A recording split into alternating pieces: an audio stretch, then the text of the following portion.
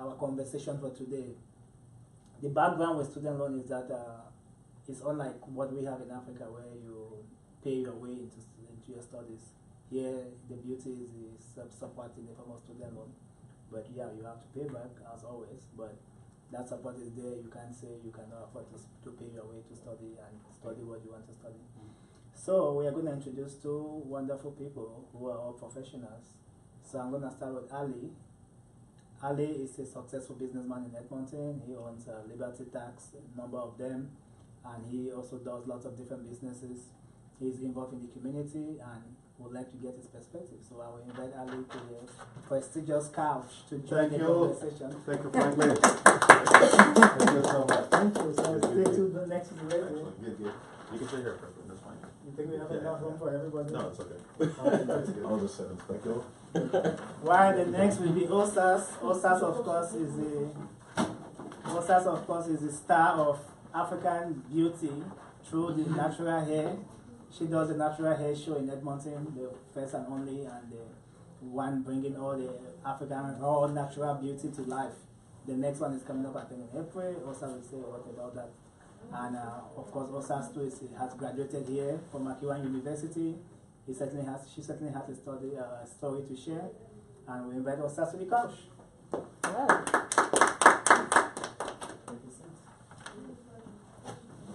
Yes, so now let's start the conversation. We are going to let everybody share their journey, their perspective on student loan, from maybe how they got involved, maybe after how it was useful to them, and maybe some of the challenges you face, and of course maybe how you overcame them if you have, or if you have not, then you can just share with us where you are with it. I know Ali will be on a different spectrum of the student loan side, because you should certainly have used that long ago, and I'm sure you are not thinking about student loans anymore. Right. While it moved to the two people in the middle, I'm sure they're surely still wrestling with student loans, and why Osas maybe is done with student loans. So we have that spectrum. So maybe let's start with somebody who is still involved in it. I think you guys have all graduated, which is good. So you want to start, Sure. Jane? Yeah, I went to the University of Alberta from 2009 to 2014, so 5 years. I did have a student loan as well. It wasn't too bad because I had some scholarships going into the university, and I had savings as well. So I didn't want to take out too much in the first place. I didn't want to be stuck, paying back after I was graduated, having to have most of my income going towards that. So yeah, I was able to pay it off pretty quickly just because I just knew what was up. I knew I had to pay it back eventually, so I was already saving up to pay it off. So yeah, I think I got that cleared up maybe 2 years after I graduated, I would say. Yeah. That's really So that was good. good. That's really quick. Congratulations. That's really good. So any challenges? No, it wasn't, to be honest, no, I wouldn't say I had any really big challenges. I think they would just, there's they ask for a certain amount every month. It wasn't too bad, it wasn't too much. But yeah, like I said, I just wanted to get my loan paid off, so I just took my savings and just paid it off instead, so. Okay, Mono. Yeah, so my name is Amano as well, and I just finished from the U of A last year from the chemical engineering degree. But my perspective on student loan is slightly different, and that's because I also had scholarships going into the U of A. I had a bunch of scholarships when I finished from Ontario, and that enabled me to not have any need for student loans, so I was quite fortunate on there. But I also worked as a student staff in residence for two to 3 years, which enabled me to learn a lot about student loan, and in which I was able to empower people on the need for that. So lots of people had the stereotype that if I get student loans, then it's not going to be easy for me. I'm going to have my ego taken down, or I will not be able to actually help myself out. But the U of A is a very supportive community in which people were able to actually take up those student loans and actually help themselves for the next 2 to 3 years, or when they needed that. And a major setback that I saw in that kind of student loan area was that people also had to work very often and combine that with actual education. And in a degree like engineering, for instance, or science or nursing, in which you have to take a huge toll on your education and balancing your own personal life or work and life balance, that was kind of a struggle for some people. But at the end of the day, people having those student loans were the ones who actually had a long time or like a long-term commitment of saying that I'm going to work for a certain amount of time and I'm also going to have my loans paid off for a long amount of time. So there was that balance between that. But it was also noticeable that most of those people who also had those student loans didn't really have any problems of like anxiety because they knew that they could easily work and pay that off in like 2 years or 5 years depending on that. So like that's like the main experience I had with that. Okay, so everything is good now, I guess. Yeah. Because I'm also investing, like I know lots of people have heard about Bitcoin and all the investments, so being able to like save is a very important thing. But at the end of the day, you never know what life is gonna throw at you. You might end up being broke in 2 years. You never know. So that's how it is. Thank you. Also, I'm really proud of you. I'm impressed. You've got scholarships going into university, and I did too, so good for you. There are so many scholarships out there people don't know are available. Most of them go every year without people applying for them. So if you're in high school, if you're in university even, if you're an adult going back to school, find those scholarships. There are so many of them, and it's money that people are willing, ready to give to you. Yeah. Just have to apply a lot of writing and essays, but it's totally worth it. Yeah, so like the two of you, I had scholarships as well for half of my university program, and the rest I took on student loan. And it was really difficult to pay back when I graduated. That was years ago, many years ago. And because like most people, when you finish university, I faced a situation where I didn't have a job in my profession. I did international development studies and political science, and I was like, I have a degree, somebody's gonna hire me. Like a whole year went by, and I couldn't find a job in my profession. I was working at a call center, I was doing receptionist jobs, and at the time I lived in Halifax, Nova Scotia, so I was just fed up and I got so bored, and I was like, I need to get out of here. So I did one of the best things that definitely like altered like the trajectory of my life. Because I was so bored and fed up, I moved to Asia, and I went teaching English in Asia. And the best part about that is you make great money, because in life we work mostly to pay rent. That's one of the biggest expenses, and if you have kids, childcare. When I lived in Asia, like your rent is taken care of, so you're making money, you're banking your money. Cost of living there was really cheap. Cable was like $29 or less, or like just heat, like really, really cheap cost of living. So within that situation, luckily, I was able to save a lot of money, pay off my student loan like in a year or year and a half, and saved extra money to come back with, and even to like backpack, and went to like 6 countries or 9 countries, and traveled a lot because I spent 2 years there. So I would say to anybody that has student loan, if you have graduated, you're still young, like you're in your early 20s, don't feel, I personally, this is just my advice, like I didn't feel that. I felt that I was still very young. I didn't feel that I needed to settle and get into a professional job for the next 40 years. I didn't have that mentality, that mindset. I was like, I need to take care of this financial situation, because financial security is very important to me. I didn't want to have any debt. And so I just up and left and worked overseas, traveling and earning and having my rent paid for. I had no car, my expenses were really reduced. Food, everything was really cheap, and I saved up money, and I came back. And when I did my post-grad at Grant McEwen, when I came back, I had money. I didn't need to get a student loan or anything like that, or even bother with scholarships. And yeah, so that's my advice. Don't feel that you have to get right into the workforce. There are so many options. If you want to go abroad, call me, email me, I don't know, find me on Facebook. I know tons of resources and know people still who are in Asia, everywhere teaching and stuff. And if you are in the city and you have debt, I would just suggest and advise that just reduce your costs, your expenses. Live even below your means, not within your means. Starbucks, cut it out. Movies, cut it out. Things you don't need, there are necessities and there are wants. So you're an adult now, so work it out. Yeah.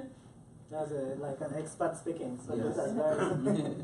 So I'll take this opportunity to also bring somebody to the couch who has come all the way from Lloydminster. Oh. So this is, but he's part of the community, but he just happens to do some work there this week.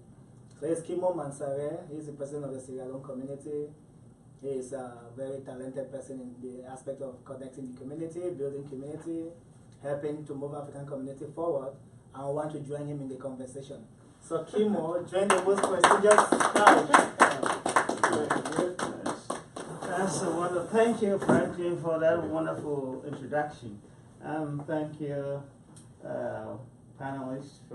I really enjoyed listening to your wise counsel that you've given. Yep. So, Ali, you want us to hear your version before we come back to Kimo? Yes, it was You really. usually have a long I think the older you are, the longer the story. Yeah, my experience is a little bit different than this young Which is good. fellows. I believe I graduated from Laurentian. I had my BCom and my MBA. So BCom is a Bachelor of Commerce, and MBA is a Master in Business Administration. Usually, as a commerce people, we have a different perspective in borrowing and stuff like that. So we believe in time value of money. So time value of money, that means $1 today won't equal $1 20 years. Like $1 today would equal like maybe 25 cents 20 years from now. So you don't have to be rush and pay your debt now, because the time value of money, the more you wait, the better off you are. So I wasn't really crazy about just panicking about paying it. No, I have a clear strategy, I have a great vision. I moved to this province, I'm kind of old guys, okay, 2006. And I started saving money so I can have a business. I was doing audit back then, and then I started staffing an employment services company. In 2010, I bought into 3 locations of Liberty Tax Service, and I still have them. I still own like 3 locations, and I run them. And I think in terms of student loan, they're very flexible. If you don't have money, they give you like 6 month interest free sometimes, right? And they can renew it actually too, right? So and it's, I know most of Africans, people from like Afro-Canadians, you like to call them, people from African descent, they don't have this culture back home of borrowing. So like people are very, very, very physically conservative in terms of money. They don't like to borrow. They don't like to spend. They always like, they like to deal with cash, right? They don't have this aspect of taking student loan and borrowing. And I think borrowing is fine, and this is a system in Canada. If you want to go to college, you want to go to university, you have to borrow money, and you have to repay the money, and you have to pay the money down the road, right? So don't panic. My perspective is, and also is by having it, the interest is tax deductible. You know that, right? The interest in student loan is you can write it off in your taxes usually, right? Which is really great thing to have to. Thank you. That's a good perspective. So let's hear what the man from Lloydminster has to share. I think I'm a little bit different from what he said, and in my own experience, some people actually from Africa will tend to borrow and then use it lavishly because they think it's free money, not knowing that you have to pay that money back. One thing that I know about student loan as student, whilst I was going to school, I did nursing first before I did administration, was that when you excel in school, make use of all the scholarships and grants that are available. Those ones are free money. And sometimes if you volunteer in the community extensively, there are grants that tailor towards even volunteering. And if your GPA, if you work more, in fact, one thing that I always told myself was, as an African, it's difficult to excel in certain things. The best I can do is to work harder and do more. And that helped me in another way because I was able to get a lot of grants based on my GPA because some of the grants are GPA related. And I actually even got an award from the province, excellent award, and I got a grant. And at a point, some of my loan was reduced at a particular percentage because of my academic excellence. So what I learned from that is that to work hard in your studies and make use of all those grants instead of taking huge debt. Make use of those grants, and that can reduce your debt load. Because psychologically, when student loans start calling you if you don't have the experience, it's frustrating for you to cope with your work after after graduation. Sometimes it's challenging to get a job, as you rightly say, after graduating. For me, that was not a problem because nursing was in demand, so that was not a huge problem. And because you're making money, you can start paying your loans easily. But when you are in a particular field that is difficult for you to get a job, it's challenging. And sometimes people go back to school to get more education, thinking more education brings you the opportunity, and you're piling debts more. What I think probably looking at that instead of taking more debts, look at areas that you can actually even change your career or maybe adjust in those, and then that can give you money. With taking a lot of debts, for me, I didn't. It was a challenge for me to take a huge debt because I see some of my friends. One of the counsel I can give people is that if you know a friend who is living in apartments, learn to share apartments, cut down cost, move away from eating in a cafeteria or eating out a lot. Probably get your food at home, then go to school, warm it up. Don't be ashamed to bring your local food at school and warm it up and eat. That all, when it adds up when you buy $2 coffee, $5 hamburger, you eat, if you're in school for the whole day, meaning you're eating breakfast, lunch, dinner, and maybe later at night again you'll be eating. So that's a huge, when you calculate that at the end of the day, even what you're making is not enough. You start going to credit card or line of credits, and then that piles up after you graduate. And for me, those are my experiences. Work hard in academic life and make use of all the grants and scholarships that are available there. Engage in the community, because when you volunteer, that gives you an opportunity to even get some grants. And so that's in the initial conversation, that's what I will say about student loan and how people can adjust whilst they're in school or even after school. I think most of, back in my days, like back then, if you had to finish your, successfully, finish your program, I think the write off half of your student loan back then. I remember, that was really great idea, like seriously, I was honest about it. And I think a lot of people benefit from that. And also, like, I think back then we have something called, some grants, like, by default you will get it, like, called Millennium, I think, and the Queen grant and all of this grant, like, just like, there's so many opportunities right there, right? And also, like, I think I do for a living, like accounting and income tax, and I've seen a lot of students struggling with student loans, and the government, like especially revenue Canada, putting claim against the student loans, and I think that one, I don't blame the student loan as an institution. Some people like just mismanage. They don't communicate very well with the student loan. As borrower, you should. I think this is. I'm not talking about within the university.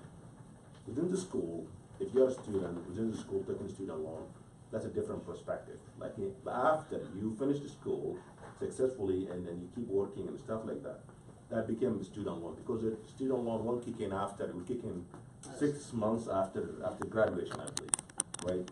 So if you are a student, usually the best, as you guys mentioned, the biggest cost item is rent. So you can apply for social housing usually, like, you know, you get it for next to nothing, I believe, right? And there's a lot of, actually, there's a lot of opportunities, and also you can, when I was doing my MBA, and after you graduate, you have like, graduate studies is so easy because you get a TA, like teacher assistant position and all of that, right? That's a different perspective, like people doing like master and PhD. The student loan is really like, just like, they get so many ways of tutoring. You can do tutoring, you can teach, you can help student, you can help foreign student in editing and all of that, right? That's a lot of money to be made there, right? But what I'm talking about, I'm talking after you finish your degree, and then you start getting into job market, right? Get any job. Don't be ashamed, don't be shy, get any work, and start paying the minimum. Don't try to make a big deal out of student loan, like you want to pay it in no time, right? No. I'm talking about time value of money. You pay just the minimum, and as you pay the minimum, and keep your life going as business as usual. Don't make a big deal out of student loan. Like people have mortgages, right, and all of that, right, and life is going. And don't be afraid of debt. Debt is not gonna nothing like that. Like just make sure that budget yourself very. You know, it's true. It's just like the whole idea is people just like get panicked because of the culture of back home culture. Like, okay, I borrow money, like, you know, the sky's falling. No. Yeah. And I think the challenges with that is Right. that Right. when you miss Right. payments because of job insecurity, Right. you miss one, two. The interest that piles up is sometimes the tough one, right? Sometimes paying the minimum is not just enough. Mhm. Maybe you want to Yeah. add a little bit on top of the bare minimum in any debt that can help. And the other thing that I find successful whilst in university was that not buying those expensive books. I save from there, buying second-hand books that are Right. usable. Sometimes even the new edition is only one chapter or one Yeah. page that is different. I Right. use that, and when I really want something from the new chapter, I go to the Right. library, borrow it, spend my time there. Right. You need to do the work to actually cut down on costs as best as possible, so that when you graduate, you don't have a huge stack of debt. You start doing that whilst in university or college, so you start planning yourself there before you actually graduate. And I agree with you, even some prime ministers have been there still having student loan debt. Right. So we should not be afraid of that, Right. but it's just that we should try not to default. And once you start defaulting, that's where the problem comes with student loan. And that's where the problem comes if we don't understand that. And I think that's why I like this conversation, because some people may not understand some of this, that student loan is there. Don't panic. Take your time. Pay as much as you can. Right. We are all different. Right. Some people don't want to owe. Right. Some people would manage that as they Right. go. So psychologically, some people, once they owe somebody, Right. even it's the government, they are panicking. Student loan debt, the interest is way minimal as compared to your credit card debts. So understanding that credit card debt is higher, don't take Right. too much on your credit card to spend for school, and then you can manage your student loan. So for me, I would prefer pay my credit card debt, finish that, and then I pay my minimum, as you say, Right. with my student Right. loan, because Right. these are two different Loans, right, sometimes. Yeah. interest and loans that can Right. kill students. It's combined Right. loan, so like it's a combined, right? Federal and provincial. I came from Ontario. We have we call it OSAP there, right? There in Ontario, still like we call it OSAP, I think, in Ontario. And what really amazing about it is the best advice I'll give it to anybody who has a student loan is communication with the student loan. Because if you have financial stress, they can defer it. They can defer the payment. They pay the interest on your behalf. This is what happened in the past. Like, you know, you don't have a job, you just pick up the phone and call them. I don't have a job. They send you an application. You apply for interest relief. You know, for 6 months, and then you keep going and until you get a job. Start paying them. You don't have a job, call them back. Best thing is ignoring them is a problem, because that really affects your credit rating. And also then they go to Revenue Canada and put claim on your refund. So for example, when you file your taxes, and they can take your refund if you defaulted, just make sure your student loan cannot go into collection. Go into collection, then they put claim against your refund, and Revenue Canada Revenue Canada will take your refund and transfer it to student loan. And the other thing Right. is, I really appreciate that, Right. saying like, communicate, that Right. is so vital. Right. I don't know if a lot of people know it, but I was in contact with my student loan office almost like we're married. Like, Right, it's I know, happening. it's so important. It was I real. absolutely agree. I was on the Yes, phone with them yes. regularly, Yes. because you can actually call them and even ask them, like you do with your credit cards, Right. companies, to reduce your interest rate, one. And secondly, you can actually call them and say, okay, I know the minimum is 150 every month, and I can make 150. But when I give you that 150, I want 100 or even like 125 to go towards the principal, and I want only 25 to go towards the interest rate. Because when it comes to student loan, you have two things: you have interest, and then you have the money you actually borrowed. So the more, if you stick, that's why I don't appreciate doing just the minimum, because the minimum can take you years to finish. But if you have a little bit of money, like any amount, like add it and make more than the minimum, and tell them you want more. When you make that monthly payment, have like at least 80% of what you're paying to go towards your principal. They do that. That's what I did. So whenever I would make a payment, a majority of it went towards principal, and I specified how much I wanted to go towards the principal, and the rest went towards interest. Because the faster I paid off my principal, the amount that I actually borrowed, the lower and less my interest was that I had to pay, that came with it every month. So that's something you can call them, have them reduce the interest rate entirely, or have that discussion about the principal and the interest rate when you're making your monthly payment. Yeah. So what I'm trying to, this is very important, because he's talking about interest. So what I'm saying, don't panic about paying it. The interest itself is a tax write-off. So for example, your student loan the principal is 15,000, and you pay like, say, every month is around 270, right? At the end of the year, the principal and the interest would be around, say, 1,100. So that 1,100 is a write-off. Make sure when you do your taxes, you take that. They send you an email. I receive an email always about interest paid on the student loan, and I just claim it against your taxes, and you get they get 30% actually, most like it depends on your tax bracket sometimes, right? If tax bracket is 30%, you get 30% out of that, right off. So that's why when I'm saying that, don't panic, because the student loan itself is the time value of money component and the interest component. The interest is right off, and the time value of money, you want to pay it off, you want to get it off the way. No, it's not a good idea. The good idea is just pay the requirement. Do the requirement and keep moving, because you know what? Save your money, invest your money somewhere else. Because the interest rate here is just about 5%, right? The credit card interest rate in your Visa is 19%, right? So if you have like we call it like cost opportunity, right? You have interest 5% here, and you can put that money somewhere else, will get you 10%. You better put your money in, just like, and keep moving with your life. I know for me personally,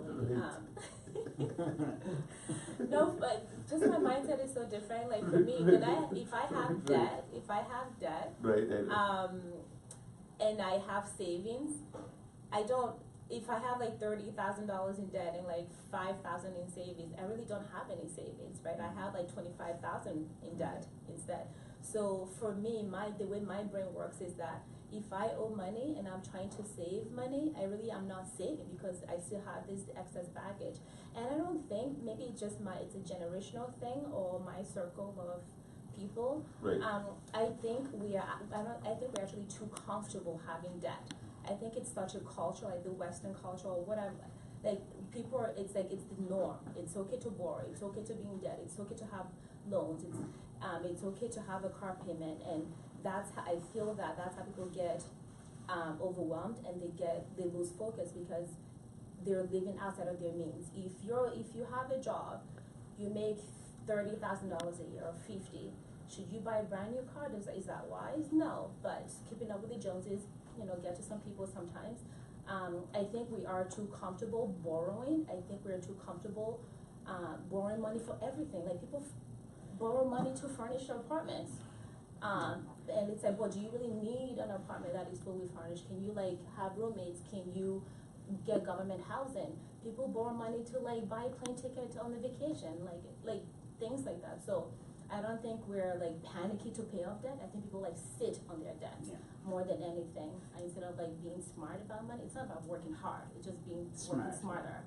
Yeah, and I think another misconception is that people think when they have taken so much debt, they can file for bankruptcy. And the one negative thing or reality is that student loan, no matter what it is, it doesn't go into bankruptcy. All other things can go, but student loan will still stay with you. So that is people need to know that even though you have, if you take a lot of debt, so I'm going to file for bankruptcy, and then my student loan is going to go. No, it's not going to go. Student loan is not going to go. Other debts might go, but student loan will not go. So this is something that you took to, and sometimes if you default for quite some time, it might actually stop you or prevent you from actually getting loans in the future to pursue other dreams in your education. So that's why it is vital to actually pay as I understand your point. We are in no panicking and understanding the rates that is there, and then even when you pay in your interest, you still file tax on that as well. But sometimes people become complacent so that adds to more debts, and for me, I don't like paying the minimum. You want to actually go a little bit ahead so that you balance your life, because psychologically, because you're an economist and you know the system for you, it's easier said. But for some of us who are lay in that particular field, when you know, especially when you have that conservative life, or you are scared of debt, and student loan is on your head and they're calling you 24/7, you panic. You're not even concentrating in your job that pays you money, and you might lose your job. And sometimes I've had that even they will call your workplace if they are not getting hold of you.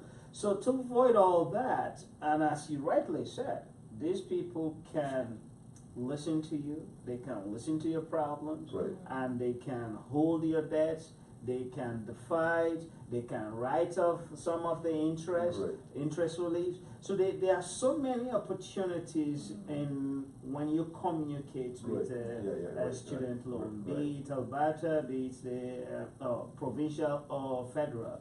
You just need to communicate, and when you communicate, if you have health issues that's preventing you not to work, just communicate. They have forms they'll send to you, and you'll